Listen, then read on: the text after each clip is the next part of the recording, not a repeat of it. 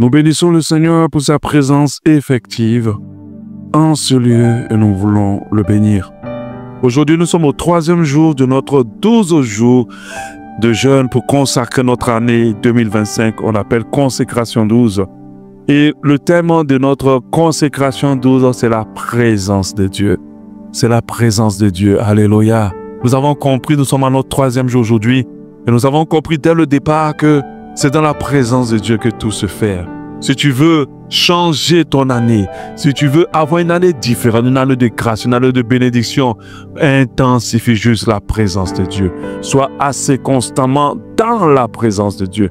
Plus tu intensifieras la présence de Dieu, alors beaucoup de choses vont s'opérer dans ta vie. Hier, on a compris l'indispensabilité de la présence de Dieu pour tout enfant de Dieu. On a compris qu'il est dangereux pour nous de faire quoi que ce soit sans d'abord prendre le temps dans la présence de Dieu. La présence de Dieu est notre garantie que nous allons remporter la victoire. La présence de Dieu est notre assurance que nous allons y arriver. La présence de Dieu est notre protection. Aujourd'hui, dans cette même lignée, j'ai dû déplacer le jour 7 pour ce jour-là. Je pense que j'aurais dû le garder en jour 3, ce thème d'aujourd'hui, mais je l'ai mis en jour 7, mais c'est pas grave. Le plus important, c'est l'enseignement.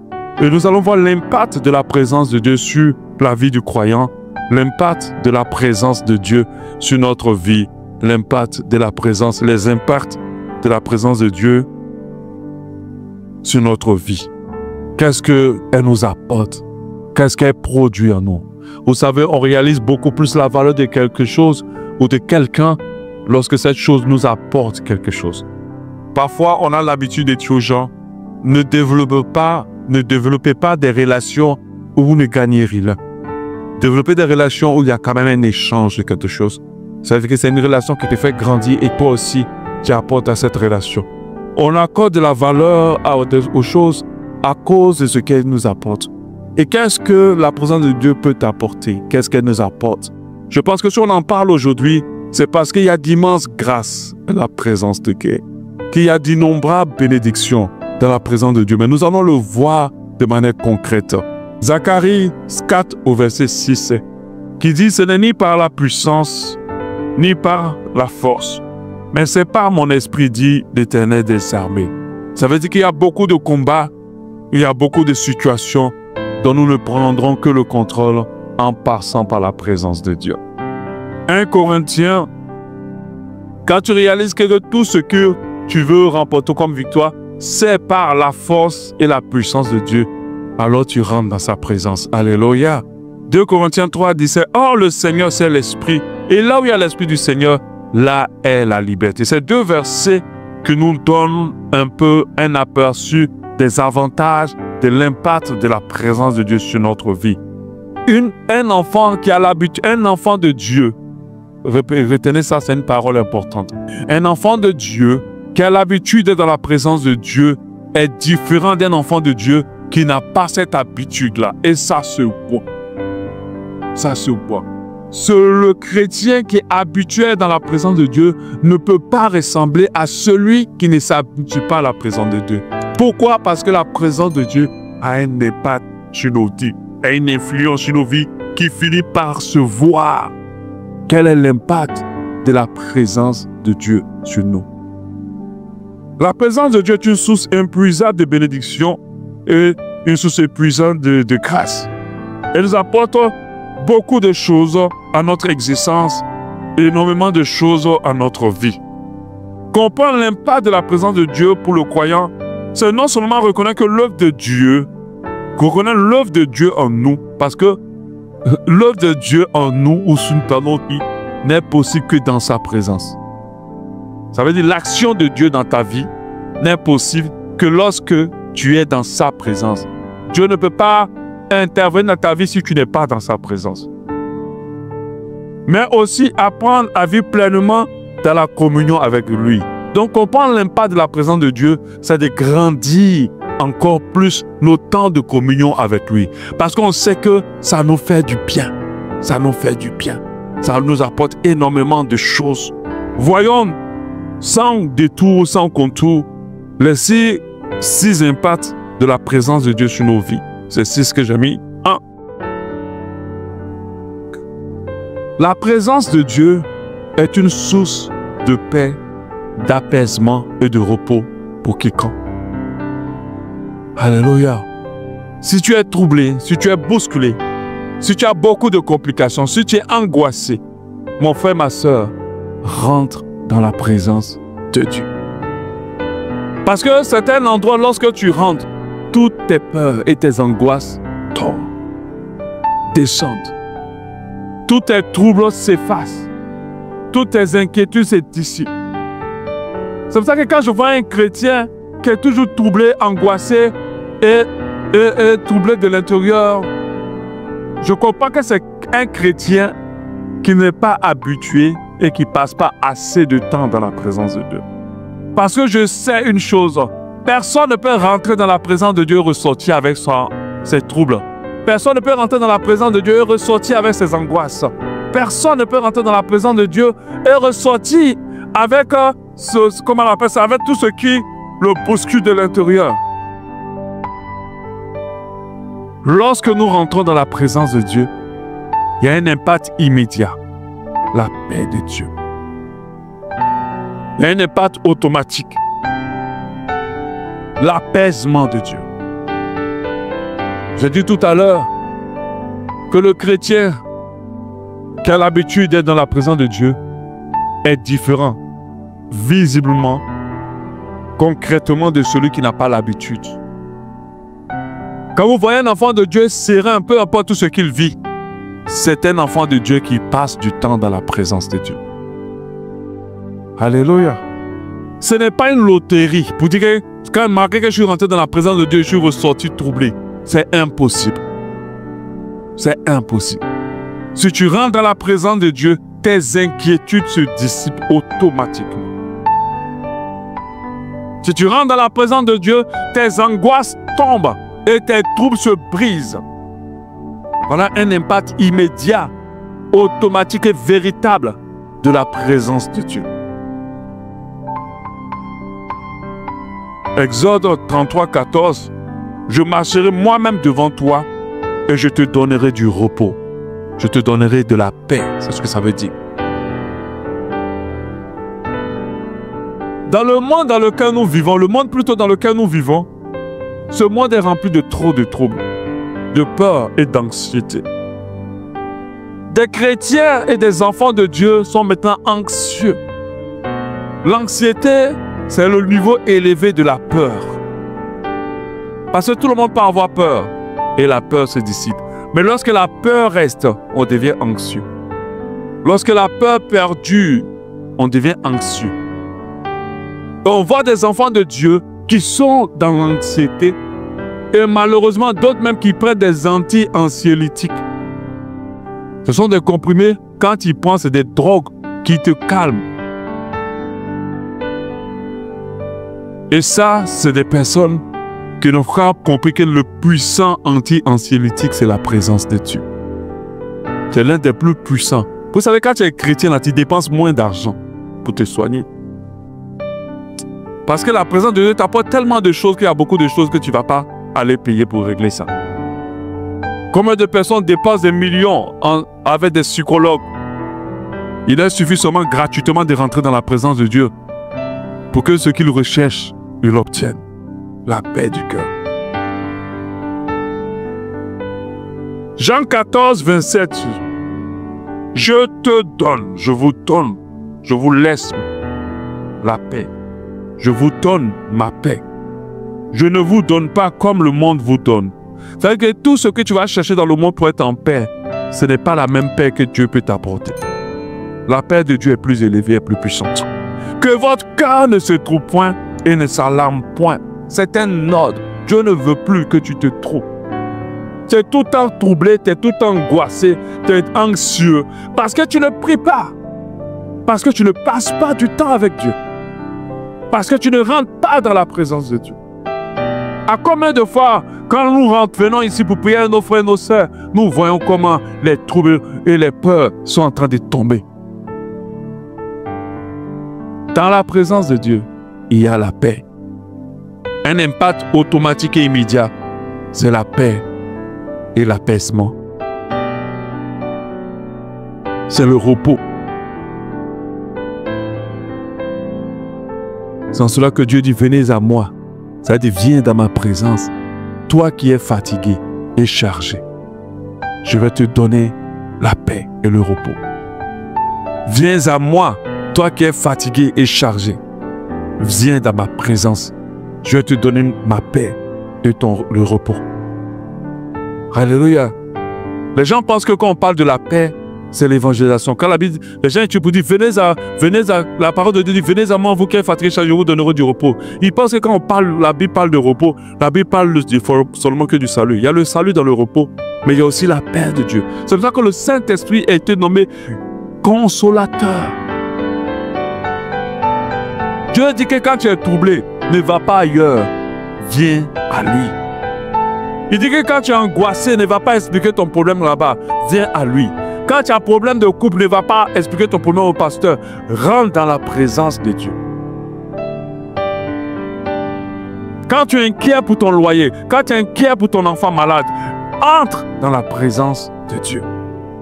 C'est là que Dieu va te donner la paix. Quand tu es inquiet pour ton avenir, quand tu es inquiet pour ton mariage, entre dans la présence de Dieu. Et c'est là que tu vas avoir la paix et la sérénité.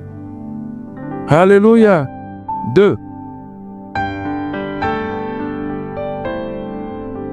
La présence de Dieu est une source de direction, d'orientation. C'est un impact immédiat.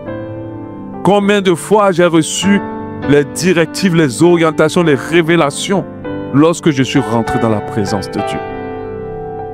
Ma soeur, mon frère, tu ne sais pas quoi choisir, quel chemin emprunter, quelle décision prendre.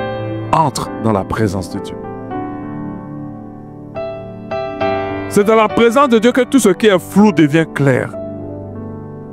C'est dans la présence de Dieu que tout ce qui est sombre devient net.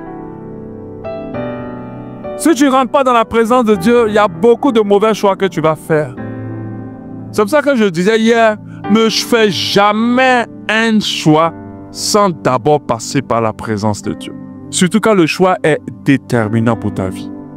Même pour tes entreprises ou ton entreprise, la présence de Dieu est un bon moyen d'avoir des bonnes orientations.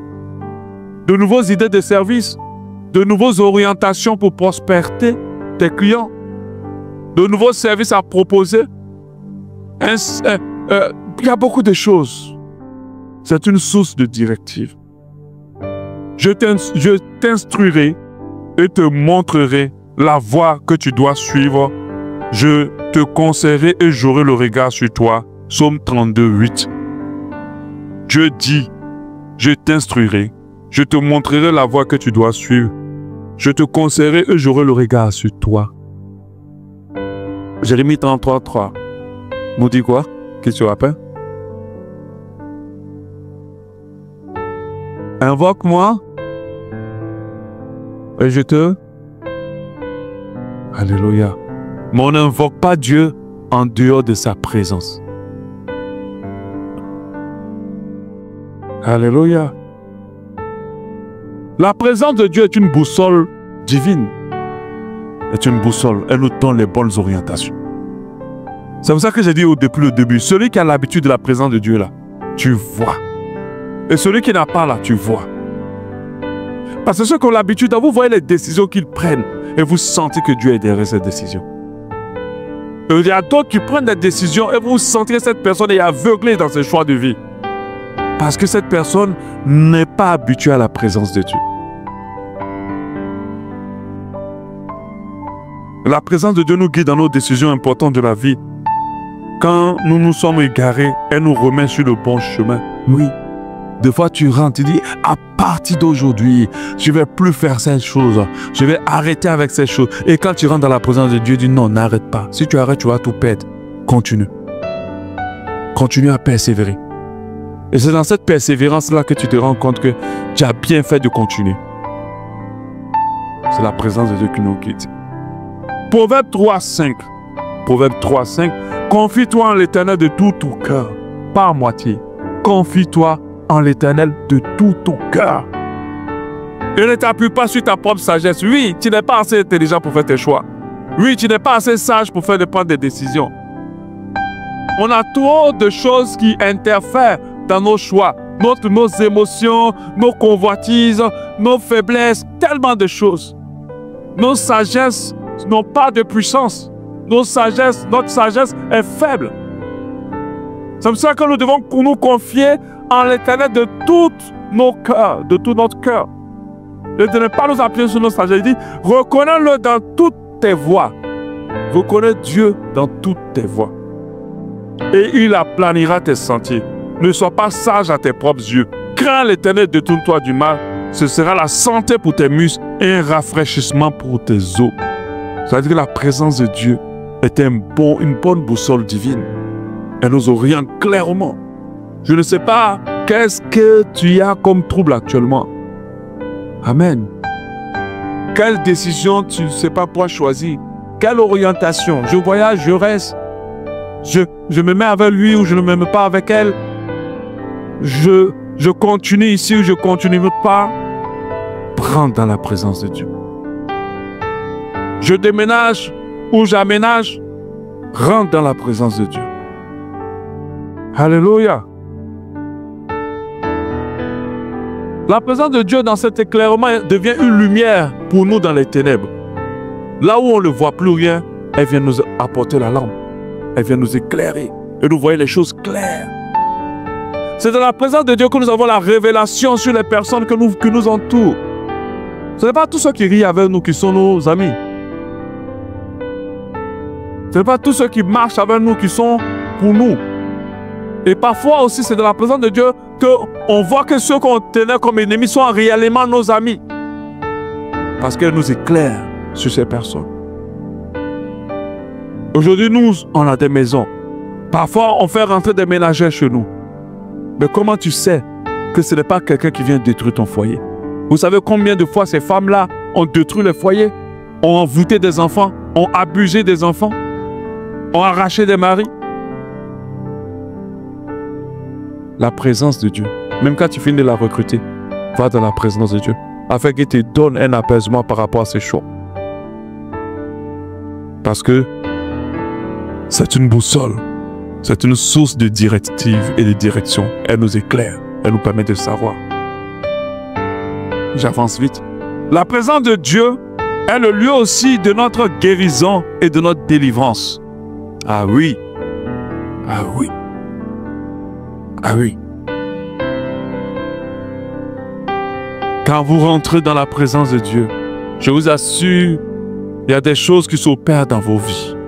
Celui qui s'est habitué à la présence de Dieu ne peut pas rester sous possession, ne peut pas rester sous emprise des ténèbres. Celui qui s'est habitué à la présence de Dieu, qui passe beaucoup de temps dans la présence de Dieu, ne peut pas être sous l'emprise des démons. Ce n'est pas possible. Parce que là où Dieu règne, où les ténèbres s'enfuient. Vous luttez encore avec beaucoup d'esprit et beaucoup d'envoûtement ou beaucoup de malédictions, de réclamations de vos familles. C'est parce que vous n'êtes pas habitué à la présence de Dieu. Comment les choses qui arrivent au sort à ceux qui ne connaissent pas Dieu dans ta famille t'arrivent aussi à toi? C'est parce que tu ne t'habitues pas à la présence de Dieu. Celui qui s'habitue à la présence de Dieu s'expose à sa délivrance et à sa guérison. C'est un impact véritable. La guérison et la délivrance sont dans la présence de Dieu. Jésus pouvait dire en Marc 10, 52, « Vas-y, ta foi t'a sauvé. » Aussitôt, il retrouva la vue, il suivit Jésus sur le chemin. Cet homme-là était malade depuis. Mais c'est le jour où il s'est trouvé dans la présence de Dieu, de Jésus, qu'il a été guéri. On a le malade au bord de la piscine de Bethesda. C'est le jour où lui, Jésus, il était en face de Jésus. Que sa délivrance de combien d'années, je crois que c'est 35 années de maladie, est finie. Dans la présence de Dieu, il y a la délivrance et la guérison. Quand tu t'habitues à la présence de Dieu, quand tu rentres dans la présence de Dieu, tu t'exposes à ta guérison et à ta délivrance. Parce que c'est un impact véritable et authentique de la présence de Dieu. Alléluia. Je cherche le Seigneur, il me répond. De toutes mes frayeurs, il me délivre. De toutes mes frayeurs, il me délivre.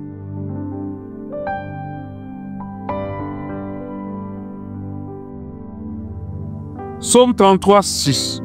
Un pauvre crie, l'Éternel entend, le Seigneur entend, il le sauve de toutes ses angoisses. Ça nous ramène un peu à la paix. 4. La présence de Dieu est une source de protection, de puissante protection. Ah oui. C'est une forteresse contre nos ennemis. Celui qui se cache à l'abri du Très-Haut est dans une tour forte qu'aucune personne ne peut atteindre. Lorsque nous restons dans la présence de Dieu, aucun mal ne peut nous atteindre. Sa présence nous protège des attaques spirituelles et physiques. La présence de Dieu, aucun mal. À combien de reprises, c'était le jour de la mort de Joseph. Mais parce que Joseph cultivait la présence de Dieu, à chaque fois, on lui donnait toujours une seconde chance. Parce que Dieu était avec lui et lui avec Dieu. Psaume 58, 1. Mon Dieu, délivre-moi de mes ennemis, protège-moi contre ceux qui m'attaquent, délivre-moi de ceux qui font du mal, qui me font du mal, sauve-moi de ces assassins. Voici qu'ils m'attendent en cachette, des gens puissants se réunissent contre moi. Alléluia. Dans la présence de Dieu, nous sommes protégés. Notre victoire est assurée lorsque nous habituons à la présence de Dieu. Mon frère, ma soeur, lorsque tu t'es habitué à la présence de Dieu, aucun radar des ténèbres ne peut te voir. Lorsque tu t'es habitué à la présence de Dieu, tous les fusils nocturnes qui sont lancés contre toi vont tomber ailleurs. Parce que la présence de Dieu te cache. La présence de Dieu embrouille leurs ondes. Vous savez, il y a beaucoup d'ennemis qui se lèvent parce que tu es habitué à cultiver la présence de Dieu. Quand ils te voient, ils comprennent que ce qu'ils ont fait la nuit là a échoué. Parce que toi, tu t'es habitué à la présence de Dieu. C'est une véritable protection. Sans la présence de Dieu, beaucoup d'entre nous étaient déjà morts.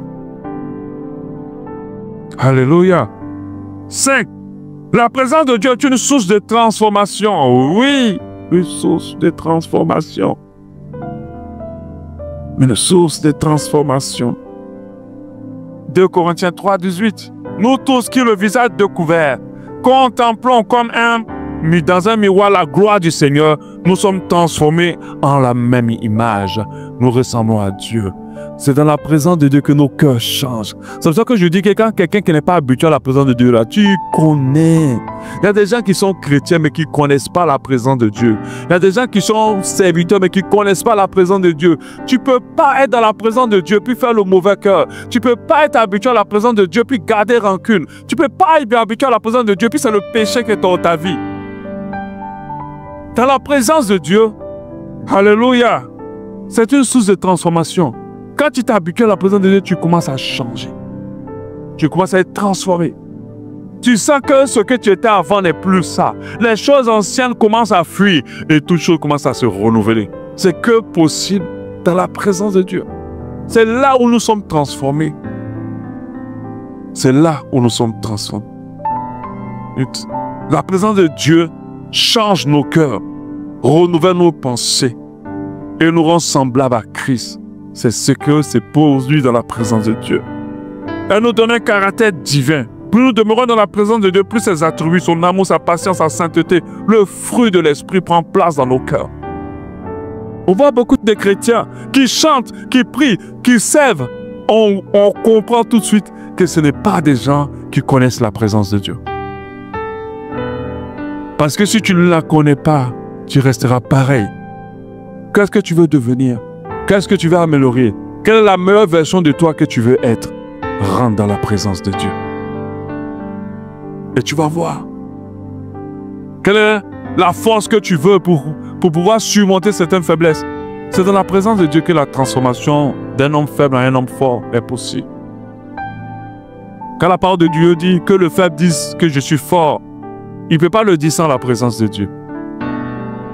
C'est dans la présence de Dieu que le méprisé est transformé en milliardaire. C'est dans la présence de Dieu. Je vais même plus loin. C'est dans la présence de Dieu que celui qui est répugnant, qui ressemble à rien, commence à briller aux yeux de tout le monde. La conversion rend jolie, hein. La présence de Dieu rend beau et belle. Je vous le dis. Tu es chrétien puis ton visage est comme Mars. C'est que tu n'aimes pas la présence de Dieu. Un vrai chrétien est embelli. C'est pas la beauté séduisante, c'est la beauté agréable. C'est qu'on te voit, tu sens le paradis. Alléluia. C'est la beauté agréable. On a envie de te connaître, on a envie de t'approcher. On a envie de parler avec toi. Alléluia. Tu ne te maries pas depuis la présence de Dieu. Rentre constamment. Il va enlever toutes ces ténèbres dans ton cœur. Il va les enlever. Et tu vas commencer à briller à nouveau. Tu vas commencer à avoir de l'éclat. Et tu ne vas pas comprendre. La personne qui vient te dire bonjour, tu vas dire, c'est à moi de te dire bonjour, mais c'est à l'autre. C'est à toi. Parce que tu brilles maintenant. Alléluia. Ça nous change la présence de Dieu. 6, je crois. C'est ça, non? Ah, c'est plutôt 7, hein, finalement. 6. C'est dans la présence de Dieu, c'est une source de distinction pour le croyant. Tant que Moïse n'était pas passé dans la présence de Dieu, il ne pouvait pas être assez loin pour faire ce pourquoi Dieu l'appelle. Je ne connais pas quelle prophétie est sur toi, mais ça sera seulement possible par la présence de Dieu. C'est dans la présence de Dieu que les nullards deviennent des héros. C'est là-bas que Gédéon est passé, puis il est devenu celui qui a délivré le peuple de Dieu. Alléluia. Si tu ne passes pas par la présence de Dieu, la grandeur que Dieu a prévue pour toi, ce n'est pas possible. C'est dans la présence de Dieu que nous nous distinguons. Qu'on devient les grandes personnes que Dieu a prévues que nous soyons. C'est dans la présence de Dieu. Alléluia. Ne meurs pas avec ta prophétie qui n'a pas éclos. Et comme tu vas refuser ça, maximise la présence de Dieu. Alléluia. Un sort de Dieu sur votre vie, c'est dans la présence. La présence de Dieu dans votre vie fait de vous une lumière dans les ténèbres. Va te mettre.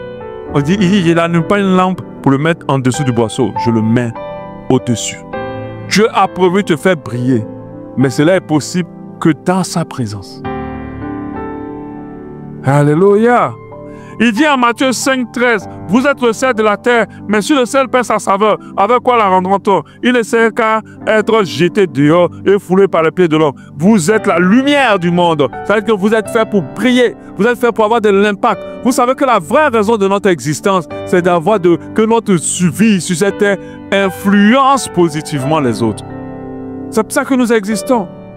Quand nous allons retrouver devant le Seigneur, il nous appellera bon et fidèle serviteur à cause du fait que les combien d'années que tu as vécu sur la terre, là, ta vie a servi à d'autres personnes à être bien, à manger, à changer, à trouver la paix, à rentrer dans leur vie, leur prophétie, à être sauvés. Et cela est possible seulement que dans la présence de Dieu. Parce que si tu mets une lampe en dessous de lit, elle n'éclairera pas la maison. À un moment donné, Dieu va te sortir pour te positionner en haut. Mais cela est possible que lorsque tu t'habitues à la présence de Dieu. C'est pour ça que le diable n'aime pas, il a horreur des gens qui maximisent la présence de Dieu. Il n'aime pas. Tout son combat aujourd'hui, c'est que nous ne rentrons pas par la présence de Dieu. C'est son combat. Il n'a plus besoin de nous attaquer. Il a seulement besoin de nous éloigner de la présence de Dieu. Et malheureusement, de nos jours, il y arrive tellement bien. Tellement bien. Parce que quand vous voyez comment l'église est refroidie, comment l'église a perdu son éclat, comment l'église n'a plus de saveur, vous comprenez que le diable réussit. On va rapidement terminer. Le 7. La présence de Dieu est une clé pour l'accomplissement des promesses ou des exaucements. Je ne sais pas ce que tu attends de la part de Dieu. Sache que l'impact de la présence de Dieu est fait pour que cela s'exauce. Arrête les angoisses et les troubles et les inquiétudes. Rentre dans la présence de Dieu et il t'exaucera. Alléluia. C'est la clé pour l'accomplissement de nos promesses. Des promesses de Dieu dans nos vies. Amen. l'accomplissement des projets de Dieu dans nos vies. La présence de Dieu ouvre les portes fermées. Alléluia. Et donne la capacité de marcher dans le plan que Dieu a pour nous. Amen. Si Dieu est avec nous, qui sera contre nous? Nous le dit Romains 8, 32, 31. Regardez l'histoire de Daniel. Il a été même condamné à cause de la présence de Dieu. Parce qu'on l'a vu en train de prier, passer du temps avec Dieu. Il est monté en hauteur à cause de la présence de Dieu. C'est dans la présence de Dieu que sont accomplies nos promesses, les promesses qu'il nous a faites. Mon frère, ma soeur, arrête de te battre ici. Arrête d'aller passer concours ici, rentrer ici pour dire oui, on m'a dit ci, on m'a dit ça, on me demande l'argent de glisser quelque chose quelque part, ou là. Entre dans la présence de Dieu. Et là où Dieu a prévu t'amener, tu vas y arriver. Je ne sais pas quel est ton sujet de prière. Je ne sais pas qu'est-ce que tu attends de Dieu. Mon frère et ma soeur, ne t'éloigne pas de la présence de Dieu. Amen. Entre seulement et soumets-lui tout. C'est là que toute chose s'accomplit. C'est là que nous remportons les grandes batailles. Alléluia. Amen.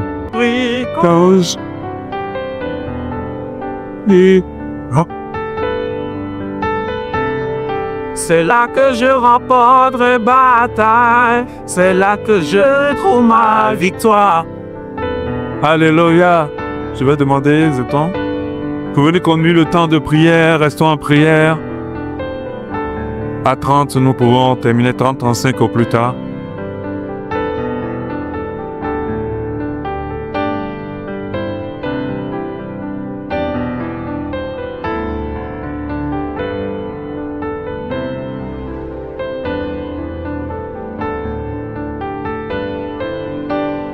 Alléluia.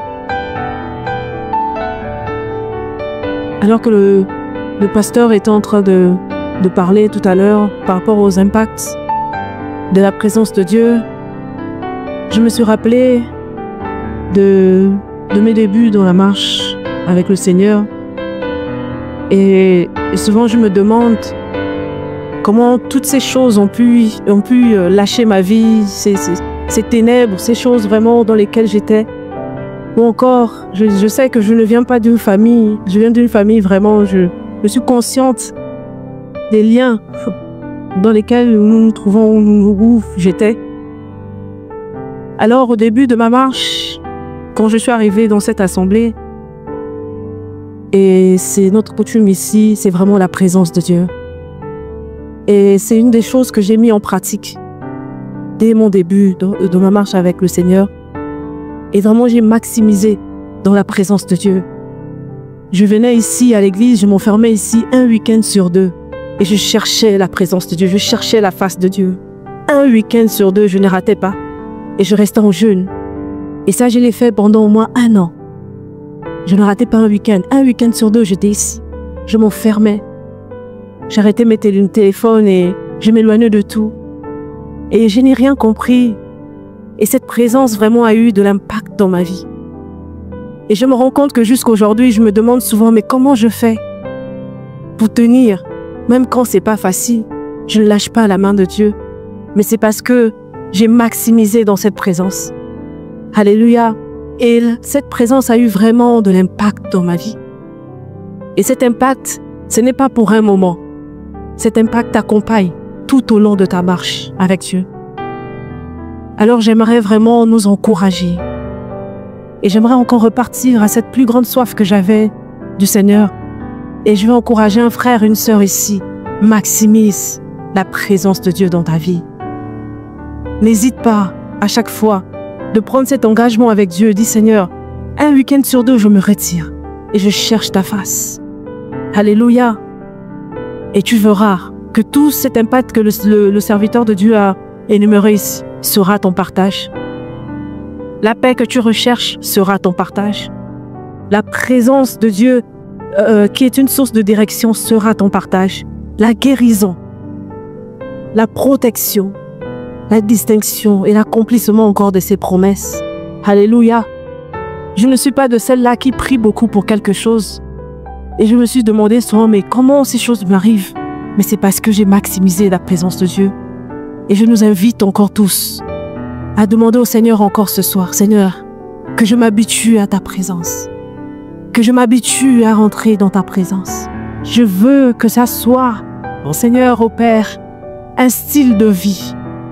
Je veux que ça soit un style de vie. M'habituer à ta présence.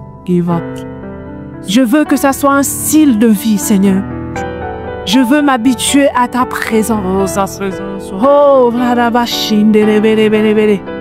car, Seigneur, sans cette présence, Seigneur, il n'y aura pas d'impact dans ma vie.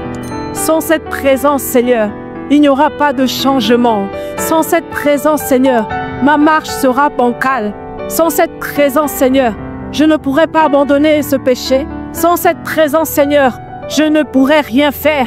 Alors, Père, que je m'habitue à ta présence, que je m'habitue à cette présence, que cela soit un style de vie. Seigneur, oh Père, que ce ne soit pas un problème de me retirer un week-end sur 2, ou encore, Seigneur, une fois dans le mois, Seigneur, pour, Seigneur, chercher ta face. Que ça ne soit pas un problème, mais qu'au contraire, Seigneur, oh Père, que ça soit quelque chose de facile, quelque chose que j'aime, quelque chose que je recherche, quelque chose dont j'ai soif tous les jours. Oh Père éternel, que je m'habitue à ta présence, que je m'habitue à ta présence, dans le nom de Jésus. Oh Rabachendela. Merci car tu le fais, Dieu. Alléluia. Comme nous l'avons dit tout à l'heure, le pasteur veut le dire, ce n'est pas par notre propre force. Ce n'est pas par nos propres forces, mais c'est le Saint-Esprit qui lui donne cette force.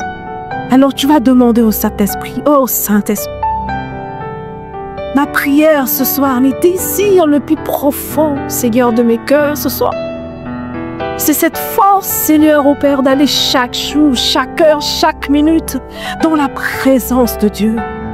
Seigneur, de par moi-même, je ne peux pas y arriver.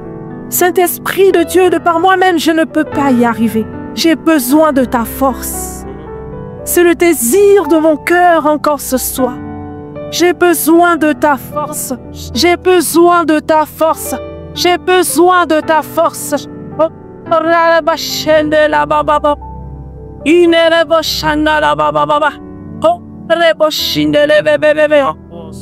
De par moi-même, je ne peux pas y arriver. Seigneur, il y a tellement de choses dans ce monde. Il y a tellement, Seigneur, au Père, de choses dans lesquelles, Seigneur, au Père, je me maintiens. Mais je sais que par ton Saint-Esprit, ta force que tu me donnes ce soir, la force que tu me donnes ce soir, Seigneur, je sais que je vais y aller. Je veux aller dans ta présence. Je vais aller dans ta présence. Oh Saint-Esprit de Dieu, donne-nous cette force ce soir. Nous avons besoin de ta force. Oh Rabachendela. C'est tout ça. Merci pour cette force. Je le donne. Merci encore Saint-Esprit de Dieu. Nous allons encore lui demander ce soir. Rends-nous ivres de ta présence. Rends-moi ivre de ta présence. Je veux être ivre de toi.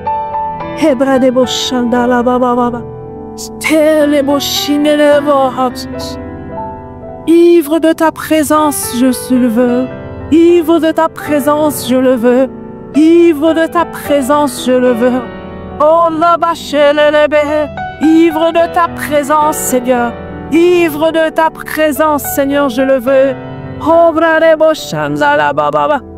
Je sais qu'en étant ivre de cette présence, Seigneur, je sais que j'expérimenterai encore plus. Je sais que j'irai encore plus loin avec toi. Je veux être ivre de ta présence. Je veux être ivre de ta présence.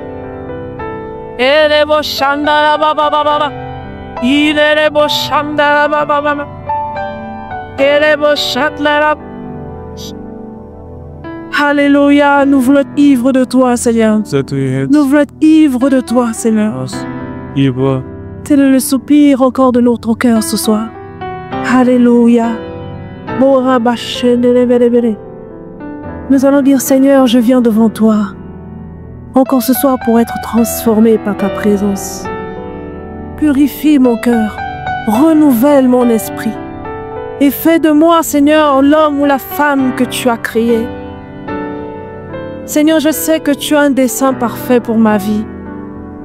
Voilà pourquoi, Seigneur, je viens dans cette présence afin d'être transformé. Seigneur, les coups de la vie, Seigneur, les circonstances de la vie ont fait de moi une femme qu'il ne faut pas. Ont fait de moi une autre personne.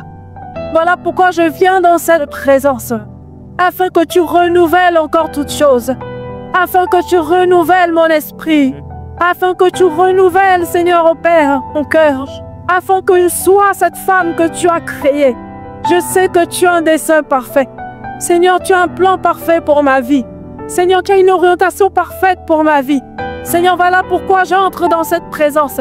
Je désire encore plus de cette présence afin d'être transformée. Je suis fatiguée, Seigneur, d'être cette femme. Seigneur, conduit par les circonstances de cette vie. Je veux être conduit par ton Saint-Esprit. Renouvelle encore toutes choses. Renouvelle encore toutes choses ce soir. Renouvelle encore toutes choses dans le nom de Jésus. Renouvelle encore toutes choses. Alléluia. Merci, Seigneur. Alléluia. Est-ce que tu peux lui dire merci? Merci encore. Parce que nous croyons qu'il nous a exaucés. Nous croyons qu'il nous a exaucés. Alléluia.